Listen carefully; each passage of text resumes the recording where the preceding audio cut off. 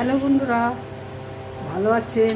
আজকে আমি এই ঘুগনির যে মটর ডাল হয় তার ডাল করব, যার জন্য একটু বেশি সেদ্ধ করেছি।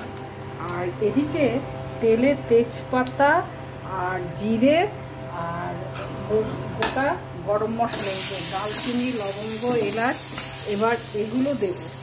দিয়ে এগুলো নুন আছে, আর এইটা হচ্ছে আচার আছে, এটা চিকেন মশলা, এটা রেড চিলি পাউডার, এটা কাশ্মীরি লঙ্কার গুঁড়ো, আর এইটা হচ্ছে রসুন আদা।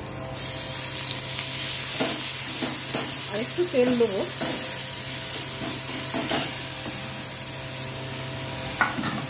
কসুরি মেথি দিলাম, আদা রসুন হালকা ভাজা ভাজা হয়েছে, এই কসুরি মেথি দিলাম আর গুঁড়ো মশলাগুলো দিয়ে দিলাম। এবার একটু এখানে জল দেবো যাতে মশলাটা পুড়ে না যায়। আচার আর একটু জায়গা দিয়ে দিলাম, সেদ্ধ করা ডালটা দিয়ে দিলাম। এবার পেঁয়াজ ভেজে রেখেছিলাম, পেঁয়াজ ভাজাটা দিলাম আর একটু গরম মশলা দিলাম, তেল দিলাম আর এই কাঁচা লঙ্কাটা দিলাম। জিরে আর গোলমরিচ নামানোর সময় দেবো, ড্রাই ফ্রাই করে সব করে দিয়েছি। জিরে গোলমরিচ ভাজার গুঁড়োটা দিয়ে দিলাম। এবারে ঘুগনির ডালের যে ডাল করেছিলাম তাতে যে নামিয়ে তো জিরে আর গোলমরিচ ভাজার গুঁড়ো দিয়েছি, আর নুন দিয়ে সেদ্ধ করা ছোলা আর এই কাঁচা পেঁয়াজ একটু মিশিয়ে দিচ্ছি।